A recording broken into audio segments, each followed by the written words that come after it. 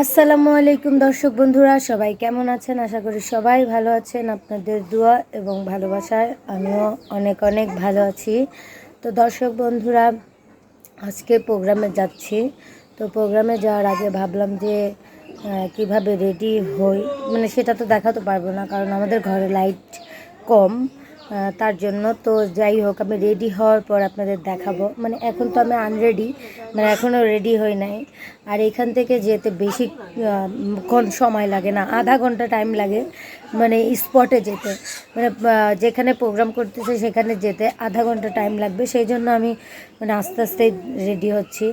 মানে এখান থেকে 9টার সময় বের হলে ওখানে 9:30টার সময় পৌঁছায় যেতে পারবো, কিন্তু প্রোগ্রামে গিয়ে আমি ভিডিও করতে পারবো না। সেই জন্য হচ্ছে এখন এই যে আনরেডি আছি, এখন রেডি হয়ে দেখাবো। মানে এই যে এখন দেখতেছেন আমি এইরকম করে বাড়িতে থাকি, মানে বাড়িতে যেভাবে থাকি এইভাবে এখন প্রোগ্রামে যেভাবে যাই, প্রোগ্রামে সিম্পলভাবে যাই, কিন্তু আজকে শাড়ি পরতে হবে।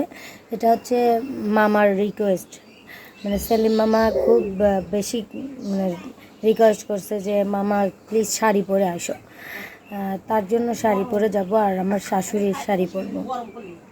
আমার মানে আমি তো এখানে কি কোনো শাড়ি আনি নাই, সেই জন্য মানে আমার শাশুড়ির শাড়ি আছে, ওইটা এখন পরবো। এর আগে আমার চাচি শাশুড়িদের শাড়ি পরছি, এখন আজকে হচ্ছে আমার শাশুড়ির শাড়ি পরবো। তো শাড়ি পরার পরে কেমন লাগে এটা আপনাদের দেখাবো, দেখতে থাকুন।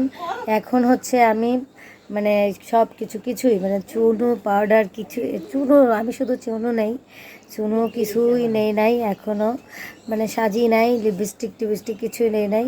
এরপরে নেওয়ার পরে আসবো, তো তারপরে দেখতে পাবেন কীরকম লাগে, অবশ্যই জানাবেন। তো শাড়ি পরে আসি।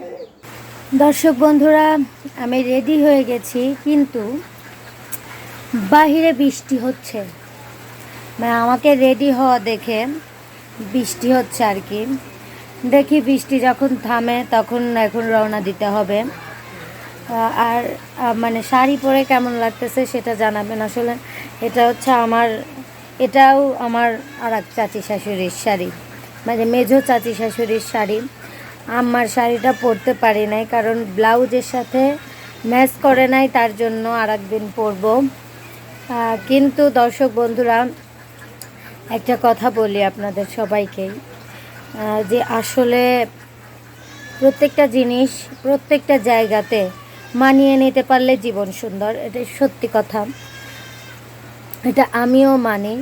কারণ কিসের জন্য দেখবেন, কাউকে যদি কখনো আপনারা প্রচণ্ড পরিমাণে ভালোবেসে ফেলেন, তার জন্য আসলে অনেক কিছুই স্যাক্রিফাইস করতে পারে মানুষ, এটাই হয়। আর মেয়েরা, বিশেষ করে মেয়েরা খুবই নরম মনের অধিকারী হয়, মেয়েদের মন এমনিতেই খুবই নরম হয়।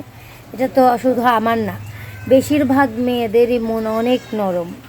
কিছু কিছু মেয়ে আছে যাদের মনটা শক্ত হয়তো বা, কিন্তু মানে কষ্ট পেতে পেতে পেতে পেতে মানে আছে না একটা বিষয় যে শক্ত হয়ে যায়। কিন্তু আমি যে ছোটোবেলা থেকে কষ্ট করতেছি, আমার মন শক্ত হয় না। মানে শক্ত হয় বলতে কি, আমি মানে যে কষ্ট পেতে পেতে একটা শিক্ষা আছে মানুষের জীবনে, ওরকম শিক্ষাটা আমার হয় না।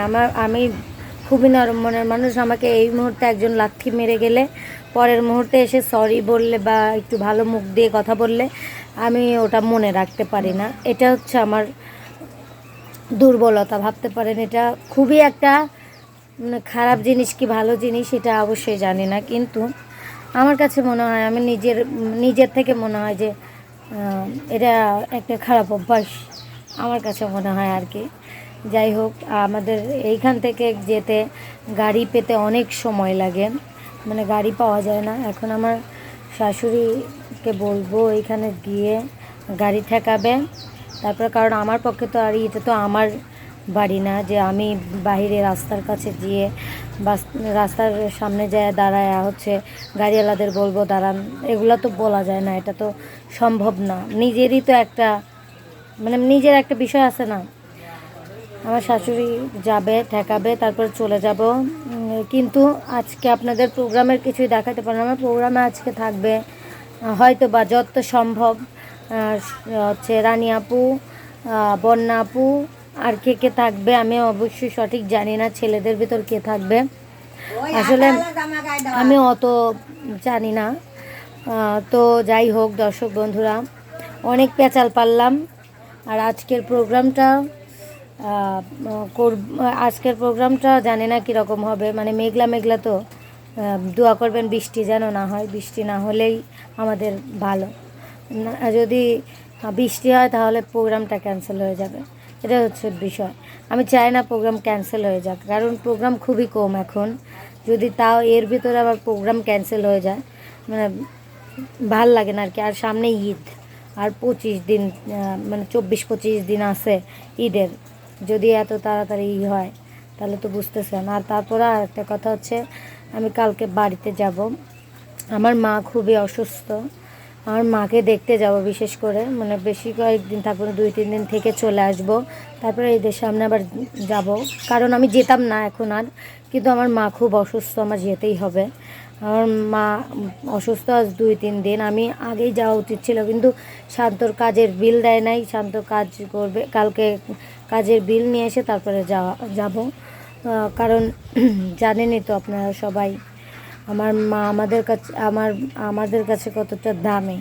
কারণ কিসের জন্য, ওই একটা মানুষ আমাদের পৃথিবীতে আছে, আমার মা এবং আব্বু আমাদের আপন বলতে।